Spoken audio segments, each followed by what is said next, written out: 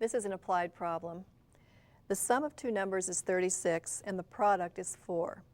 Find the sum of the reciprocals of the numbers. Let's begin by familiarizing ourselves with the problem.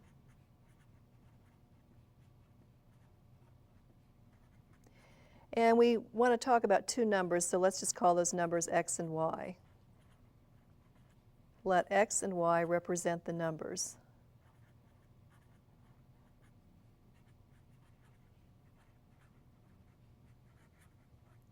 And now let's translate to a system of equations.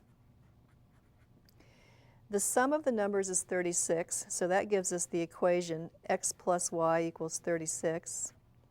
And the product of the numbers is 4, so that gives us a second equation, x times y equals 4. So we have this system of equations to solve. And let's go ahead and do that.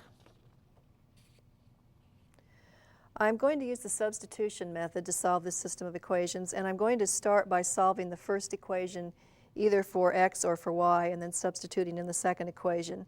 And let's just choose to solve that equation for y.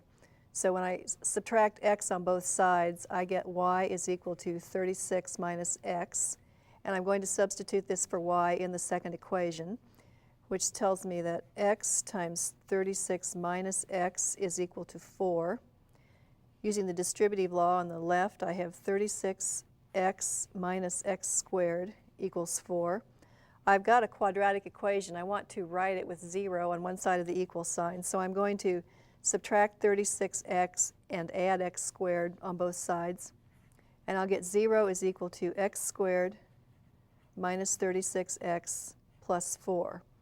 Now we could try to factor this, but we would not be successful. There are no nice integer factors that we can use as part of the binomial factorization of this. So we will have to use the quadratic formula. We have x squared minus 36x plus 4 equals 0. We had it written the other way around, but it's the same equation this way. And we know that in this quadratic equation, a, the coefficient of x squared is 1, b, which is the coefficient of x, I should have an x written in here, is negative 36, and c, the constant, is 4. So I'm going to substitute in the quadratic formula using these values for a, b, and c. And I get that x is equal to minus b, which is minus negative 36, plus or minus the square root of b squared minus 4 times a times c, and this is all over 2 times a, or 2 times 1. And now let's see what we have here. The opposite of negative 36 is 36, so I have 36 plus or minus the square root of 1,296 minus 16, all of that over 2, which is equal to 36 plus or minus the square root of 1,280 over 2.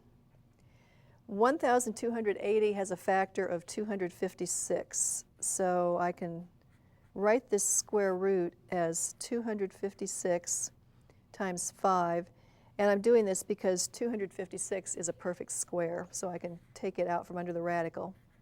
All of that's still over 2. Then I have 36 plus or minus, the square root of 256 is 16, so I have plus or minus 16 times the square root of 5 over 2. I can simplify this. If I factor a 2 out of the numerator, I have 2 times the quantity 18 plus or minus 8 times the square root of 5, and I've got 2 in the denominator, so the 2's cancel, and I get that x is equal to 18 plus or minus 8 times the square root of 5. Now this is the value for x, and we want to find these are the two possible values for x, and we need to find the corresponding y values. And let's just write again here what we have for x. X is equal to 18 plus or minus 8 times the square root of 5. And remember that originally we solved one of our two original equations for y, and we got that y was equal to 36 minus x. So I'm going to use this equation to find y. And first I'm going to substitute 18 minus 8 times the square root of 5. So this, I'm checking 8, or I'm solving when x is 18 minus 8 times the square root of 5. Y is equal to 36 minus this number. And I'm using parentheses to be sure that I subtract the entire number.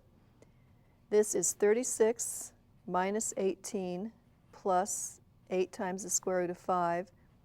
36 minus 18 is 18, so I get 18 plus 8 times the square root of 5 when x is 18 minus 8 times the square root of 5.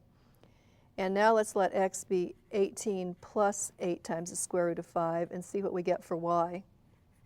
Y is equal to 36 minus this number minus 18 plus 8 times the square root of 5. And again, I'm using the parentheses so that I subtract the whole number. We have 36 minus 18 minus 8 times the square root of 5, which is 18 minus 8 times the square root of 5. So I see that in either case, the two numbers that I get are 18 minus 8 times the square root of 5 and 18 plus 8 times the square root of 5. Now let's check these in the original problem.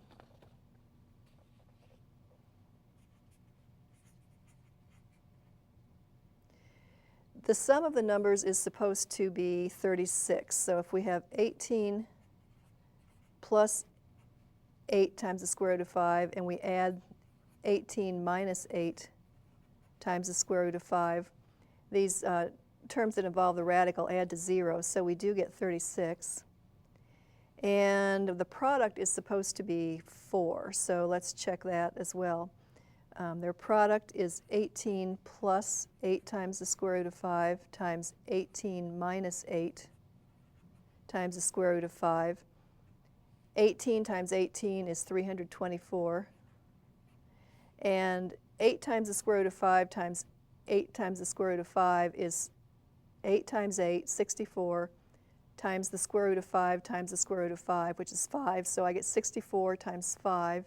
That means we subtract 64 times 5, or 320. And that product is equal to 4. So the numbers do check in the original problem. But remember that we were asked to find the sum of the reciprocals of these numbers. So we're not done yet. We need to find the sum of the reciprocal of 18 plus 8 times the square root of 5 and 18 minus the reciprocal of 18 minus 8 times the square root of 5. I'm going to put these over the common denominator, which is the product of these two denominators, and when I do that, I get 18 minus 8 times the square root of 5 plus 18 plus 8 times the square root of 5 over the product of these two denominators.